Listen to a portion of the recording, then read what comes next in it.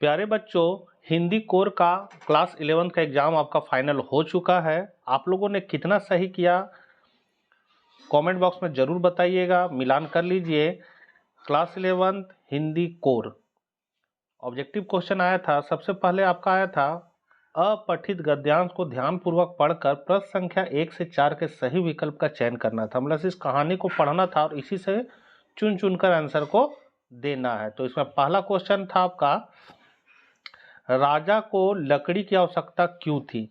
महल बनवाने के लिए, घर बनवाने के लिए, सजावट के लिए, या इनमें से कोई नहीं? आपका करेक्ट आंसर जो है वो हो जाएगा महल बनवाने के लिए।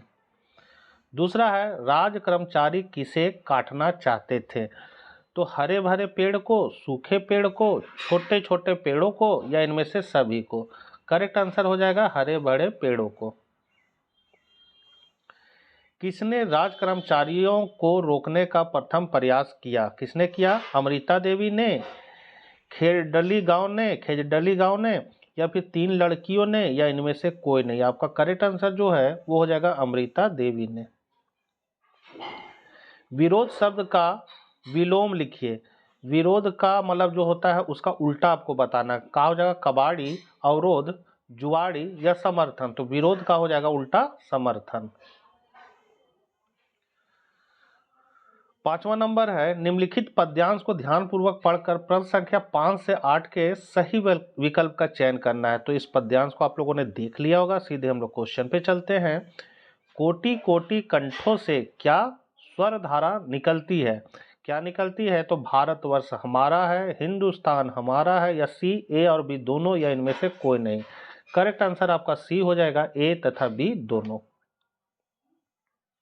6ठा नंबर है, कविता में कवि ने सूरज चांद का वर्णन किस संदर्भ में किया है?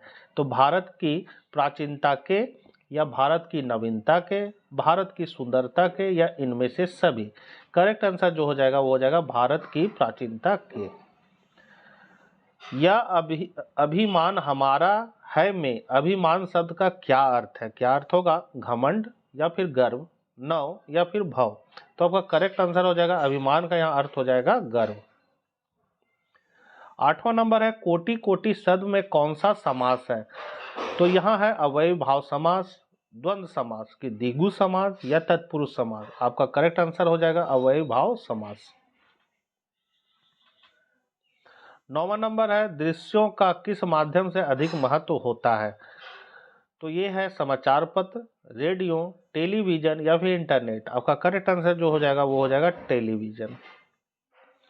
सर्वाधिक खर्चीला जनसंचार माध्यम कौन सा है? रेडियो है, टेलीविजन है, समाचार पत्र है, या फिर इंटरनेट है? आपका हो जाएगा टेलीविजन। 11 नंबर, निम्न में समाचार पत्र की आवाज किसे माना जाता है? फीचर, संपादक में नामपत्र, संपादकीय, या फिर स्तंभ लेखन? करेक्ट आंसर हो जाएगा संपादकीय। लोकतंत्र का चौथा स्तंभ किसे कहा जाता है? संविधान को, न्यायपालिका को, विधायिका को, या प्रेस ऑब्लिक मीडिया को? करेक्ट आंसर डी हो जाएगा प्रेस ऑब्लिक मीडिया। जनसंचार के माध्यमों का लोगों पर कैसा प्रभाव पड़ता है? तो सकारात्मक, नकारात्मक, सी, ए और बी दोनों, इनमें से कोई नहीं? करेक्ट आंसर हो जाएगा सी, ए और बी दोनों। बंगाल गजट किस स्थान से निकला? कलकत्ता से, बंबई से, दिल्ली से, या फिर राजस्थान से? तो ये निकला कलकत्ता से। जनसंचार माध्यमों द्वारा किसके कामकाज पर निगरानी रखी जाती है? सरकार, ईश्वर, या फिर ए और बी दोनों, इनमें से कोई नहीं? करेक्ट आंसर हो जाएगा सरकार। निम्नलिखित में फीचर लेखन किस शैली के निकट है? तो किसके निकट है? काव्यात्मक, गद्यात्मक, या व्यंग्यात्मक, या रूपात्मक? आपका करेक्ट आंसर जो है वो हो जाएगा कथात्मक। 17 है आपका, हिंदी में नेट पत्रकारिता का आरंभ खाली स्थान से हुआ? तो भास्कर, जागरण, वेब दुनिया, या प्रभात साक्षी? करेक्ट आंसर हो जाएगा वेब दुनिया। 18 है, संपादक का दायित्व है, क्या है?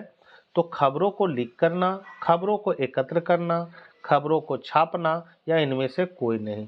करेक्ट आंसर हो जाएगा खबरों को छापना।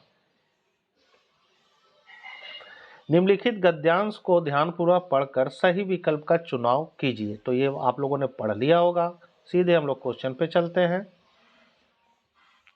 बंसीधर ने किससे वैर मोल लिया था? बंसीधर किसमें है? तो नमक का दरोगा, मुंशी प्रेमचंद का लिखा हुआ नमक का दरोगा से इसको लिया गया है। तो किससे वैर मोल लिया था? तो मन से, धन से, छल से या फिर बल से। करेक्ट आंसर हो जाएगा धन से। भग्न हृदय शब्द का अर्थ बताइए। तो यहाँ पर हो जाएगा जुड़ा हृदय, टूटा हृदय, बड़ा हृदय या इनमें से सभी। करेक्ट आंसर हो जाएगा टूटा हृदय। 21 है, बंसीधर ने पिता की बात ना मानकर क्या किया? परंपरा का पालन, अफसानी, बेवकूफी या फिर मनमानी। आपका करेक्ट आंसर हो जाएगा मनमानी। अकारत शब्द का मतलब निम्न में से क्या होगा? अनर्थ, व्यर्थ, समर्थ या इनमें से कोई नहीं। आपका हो जाएगा व्यर्थ। निम्नलिखित पद्यांश को पढ़कर सही विकल्प चुने। तो सीधे हम लोग क्वेश्चन पे चलते हैं। 23 नंबर, आज क्या गिर रहा है? आज क्या गिर रहा है? आग, पानी, सोना या फिर चांदी। करेक्ट आंसर हो जाएगा पानी। 24 नंबर, पानी कितना गिर रहा है? देखिए इसका आंसर यही दे दिया। पानी कितना गिर रहा है? तो कम, बहुत, ज्यादा, अधिक। यहाँ हो जाएगा बहुत। 25, नजर में क्या तीर रहा है? तो द्वार, चौखट, घर या फिर मंदिर। करेक्ट आंसर हो जाएगा घर।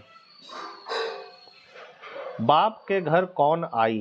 कौन आई? माता, पिता, बहन या इनमें से कोई नहीं। करेक्ट आंसर हो जाएगा बहन। नमक का दरोगा पाठ में लेखक निम्न में से कौन है? तो नमक का दरोगा भी बता दिए। नमक का दरोगा मुंशी प्रेमचंद का लिखा हुआ है, तो इसके लेखक हो जाएंगे प्रेमचंद। 28 नंबर, नानाबाई किसे कहते हैं? तो रोटी बनाने वाली, रोटी बेचने वाली, नान बेचने वाली या इनमें से कोई नहीं। तो यहाँ हो जाएगा करेक्ट आंसर रोटी बनाने वाली। किसने लता मंगेशकर की उन्नति को चमत्कार की संज्ञा दी? अनुपम मिश्र, कुमार गंधर्व या ए और बी दोनों, इनमें से कोई नहीं। Correct answer Kumar Gandharva. गलता लोहा किसकी रचना है? सत्यजीत राय, कृष्णा सोबती, बाल मुकुंद गुप्त या प्रेमचंद। तो यहाँ पर जो करेक्ट आंसर है ये तो गलत है, इसमें ऑप्शन नहीं है। इसका सही आंसर हो जाएगा शेखर जोशी। गलता लोहा के लेखक है शेखर जोशी, जो ऑप्शन में नहीं दिया हुआ है। तो इसके लिए हमको लग रहा है नंबर मिल जाना चाहिए, क्योंकि ऑप्शन में दिया ही नहीं है, और सही हो जाएगा शेखर जोशी। 31 नंबर है, चंपा क्या नहीं चिन्हती है? तो चंपा जो है वो काले काले अक्षर को नहीं चिन्हती है। निम्न में से नवाब राय किस लेखक का नाम था? तो नवाब राय जो था वो मुंशी प्रेमचंद का ही नाम था, तो आपका डी हो जाएगा प्रेमचंद।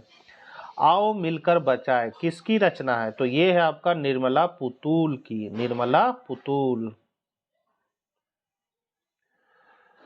भारत माता के लेखक कौन है? तो इनके लेखक है भारत माता के जवाहरलाल नेहरू। निम्न में से मनु भंडारी की कहानी कौन सी है? तो मनु भंडारी की कहानी है रजनी। अमृत जैसा पानी कहाँ जमा होता है? तो ये जमा होता है कुएं में। कुएं मतलब कुआं में। अनूप मिश्र का जन्म 1948 में कहाँ हुआ? तो इनका जन्म जो हुआ था महाराष्ट्र में हुआ था। लेखिका का जीवन किसके घर आकर बदल गया? तो ये बदल गया तातूस के घर में आके, तातूस। चित्रपट संगीत में लता ने किन गायिकाओं की तरह सधे हुए गाने गाए? तो ये गाए थे आपका नूरजहां। और लास्ट, राजस्थान की रजत बूंदे अध्याय के लेखक कौन है? तो इसके लेखक हैं आपका अनूप मिश्र। तो बच्चों आप लोगों ने कितना करेक्ट आंसर किया कमेंट बॉक्स में जरूर बताइएगा। चैनल पर नए हैं और 12th क्लास में आर्ट्स विषय की संपूर्ण तैयारी करना चाहते हैं सभी विषय का, तो चैनल को सब्सक्राइब करके बेल आइकन जरूर दबा लें। तो मिलते हैं हम लोग फिर नेक्स्ट वीडियो में। जय हिंद, जय भारत।